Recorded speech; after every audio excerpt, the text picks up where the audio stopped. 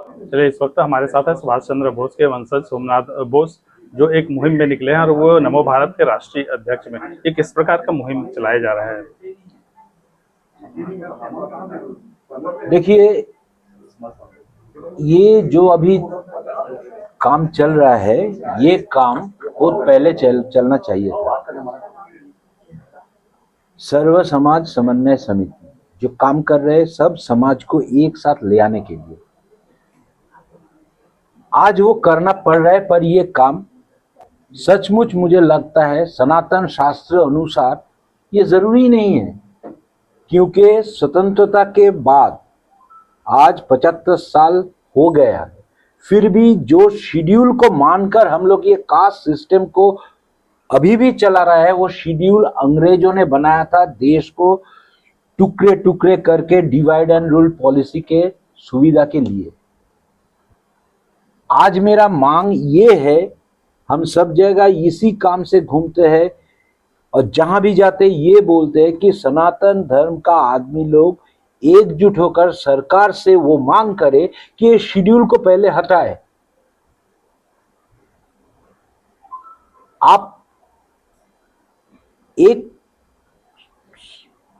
कोई एक शास्त्र का नाम बताइए जहां ये सब शब्द शेड्यूल कास्ट का जो है, दलित, चमार, ये सब अलग अलग जो भी नाम है, ये सब सनातन शास्त्र में है। सनातन शास्त्र में 4 वर्ण है, वो भी कर्म के आधार पर, और वो भी नारायण के शरीर का विभिन्न अंश से निकालने के बाद। एक ब्राह्मण जो सर से निकले हैं, छाती से निकले हैं क्षत्रिय, वैश्य निकला है अपने पेट से, और पैर से निकला है शूद्र। वो भी अपने कर्म के ऊपर वो चलते हैं, जन्म के ऊपर नहीं। मैं हो सकता है मैं ब्राह्मण हूं, मेरा बेटा शूद्र का काम कर रहा है, उसको शूद्र ही नाम से चिना जाएगा, उसको वही परिचय होगा। पर मेरा नाती वो क्षत्रिय सैनिक बन गए, वो क्षत्रिय बन सकते हैं। पर ये अंग्रेजों ने बनाए थे, और अंग्रेजों के बाद जो लोग यहाँ बैठे थे उन लोग का सोच विचार भी अंग्रेजों जैसे ही थे, क्योंकि जो प्रधानमंत्री उन्होंने ये कहा था, by habit I am British, by my fascination और कुछ ऐसा, मैं मुस्लिम, और by chance I am Hindu. तो उनका सोच विचार ऐसा ही था। अंबेडकर जी ने 10 साल के लिए ये आरक्षण रखा था, उन्होंने इसको राजनीति का एक मोहरा बना के आज भी लेकर चल रहे हैं, और आज देश सनातन धर्म टुकड़े टुकड़े में बांट रहे हैं, आपसी लड़ाई कर रहे हैं, ये एक शेड्यूल को लेकर। हर समाज में अलग अलग रीति नीति है, अलग अलग नियम कायदे कानून है, तो क्या लगता है कि एक मंच पे आना संभव हो पाएगा? भारतवर्ष ऐसा एक देश है जो हर 200 किलोमीटर अपने खान पान, वेशभूषा, सोच विचार सब बदल जाते हैं।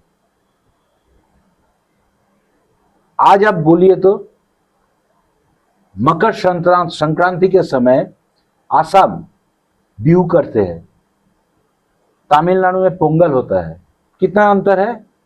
उसी समय लोहरी होता है पंजाब में, उसी समय बंगाल में भी होता है, महाराष्ट्र में भी होता है। एक देश क्या है, एक देश को बांधने के लिए कुछ रीति रिवाज होता है, और वो देश का आत्मा होता है, वो है सनातन शास्त्र चर्चा। वो सनातन रीति नीति अलग अलग देश में अलग अलग तरीका के क्यों होता है। आज विष्णु भगवान का पूजा तमिल में उनका भोग में कुछ लगता है, बंगाल में दूसरा कुछ लगता है, राजस्थान में तीसरा कुछ लगता है। आप जो कह रहे हैं वो अलग अलग समाज का रीति नीति वैसा नहीं है। अब जो मिलता है जहाँ के होता है वैसा ही होता है। धर्मांतरण की वजह से सनातन हिंदू खतरे में दिखाई दे रहा है। धर्मांतरण से भी ज्यादा खतरा है सनातन शास्त्र चर्चा बंद होने जाने का। जब मुस्लिम लोग जहां जहां पहुंचे, अफ्रीका में 2-5 साल के भीतर पूरा देश को मुस्लिम बना दिया था, इस्लाम के कब्जे में ले लिया था। क्रिश्चियन लोग जहां जहां पहुंचे थे वो लोग भी तलवार के जोर से 2-5 साल के भीतर पूरा पूरा देश को अपने कब्जा में लिया था। पर भारतवर्ष में उस समय सनातन शास्त्र चर्चा इतना ज्यादा थे कि आज भी भारतवर्ष में जब अंग्रेज छोड़ के चले गए उस समय 9% मुस्लिम थे और 3% क्रिश्चियन थे। तो स्वतंत्रता के बाद जो सरकार आए उन्होंने जो खतरा पैदा किया उससे धर्मांतरण तो छोटा है। आज धर्मांतरण इसीलिए हो सकता है क्योंकि आज के पीढ़ियों के पास सनातन धर्म शास्त्र के कोई ज्ञान ही नहीं है।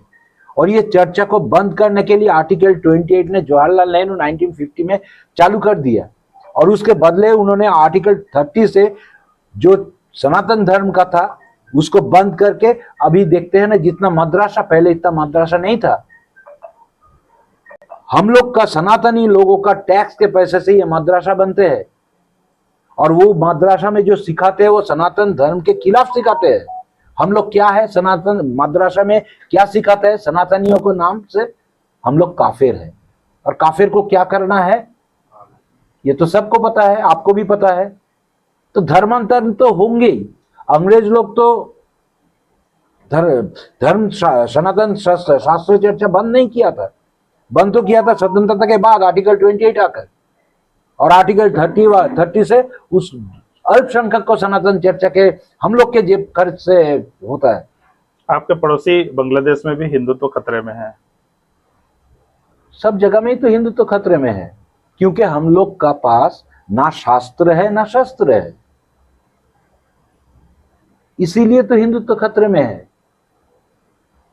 आप अगर अपने जड़ को ना जाने, ना पहचानेंगे तो आप कितने दिन उसका क्या मूल्य है वो आप कैसे देंगे? उसके बारे में तो धीरे धीरे आस्ते आस्ते सब हल्का हो रहा है। जिस समय पूरा विश्व में लोग खाना पकाने नहीं जानते थे उस समय भारतवर्ष में 10 विश्वविद्यालय थे। आज ये प्रमाणित है कि सुश्रुत सर्जरी का पिता है, शून्य आर्यभट्ट ने आविष्कार किया है।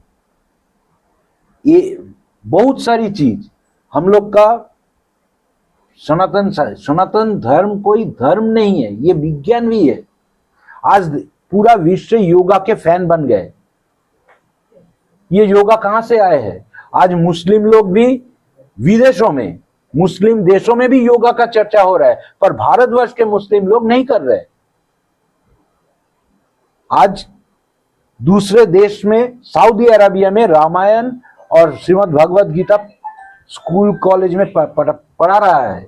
यूरोप में तो, ईस्टर्न यूरोप में कब से श्रीमद् भगवद गीता का पाठ हो रहा है, पर हम लोग का देश में ये बंद है। धर्मांतरण कोई इशू नहीं है क्योंकि जब हम लोग के पास अपना धर्म के ऊपर कुछ ज्ञान ही नहीं रहेंगे तो उसका मूल्य कैसे देंगे? एक अंतिम सवाल, सुभाष चंद्र बोस जी की जो मिस्ट्री है वो अब तक हल नहीं हो पाया है। बहुत सारी फाइल्स डिक्लासिफाइड हुआ है और भी कुछ फाइल्स बाकी है, वो इंटरनेशनल प्रोटोकॉल के कारण नहीं आ रहा है, हो जाएंगे। पर यह प्रमाणित सत्य है कि 1945 प्लेन क्रैश थ्योरी फॉल्स था, ये झूठ फैलाया गया था सरकारी तौर पे। और सिर्फ यही नहीं, जब ताइवान ने ब्रिटिश गवर्नमेंट को उसका पर्सनल इंक्वायरी रिपोर्ट भेजे थे, ब्रिटिश गवर्नमेंट ने जवाहरलाल नेहरू के पास भेजा था, उन्होंने इसको भी गुप्त रखा था और उसमें भी दिया गया था। मेरे दादाजी फर्स्ट शाहनवाज कमीशन, उस समय नेताजी इंक्वायरी कमीशन नाम था, उसका एक मेंबर थे, तीनों मेंबर के भीतर। उस समय मेरे दादाजी भी उस रिपोर्ट, लेट सुरेश चंद्र बोस ने एक रिपोर्ट बनाए थे जो जवाहरलाल नेहरू नहीं लिए थे, पर उनके ऊपर दबाव डाला गया कि जो फॉल्स रिपोर्ट आया है उस पर आप सिग्नेचर कीजिए। उनके ऊपर जान का संकट भी था, प्राण का संकट, इसीलिए उन्होंने 2 साल गुप्त रहकर उसको अपनी पब्लिश किया। आप गूगल में सर्च करके द डिसेंशियंट रिपोर्ट के बारे में देख सकते हैं, लेट सुरेश चंद्र बोस के लिखा हुआ है। उस समय 1956 में उन्होंने जो कहा था, ताइवान रिपोर्ट में भी वही है और मुखर्जी कमीशन में वही है। प्लेन उड़ा ही नहीं तो प्लेन क्रैश कैसे होंगे? ये झूठ है, पर नेताजी सुभाष चंद्र बोस के लिए बहुत कुछ किया है ये सरकार, ज्यादातर मोदी जी ने, और मुझे उनके ऊपर भरोसा है, विश्वास है कि वो क्या हुआ है वो भी जब बताएंगे। ये थे हमारे साथ सुभाष चंद्र बोस के वंशज सोमनाथ बोस, जिन्होंने कहा कि शास्त्र और शस्त्र का ज्ञान नहीं होने की वजह से सनातन खतरे में है और उन्हीं को, सभी समाज को एक मंच में लाने का ये एक मुहिम पूरे देश में छेड़ा गया है। उसी सिलसिले में वो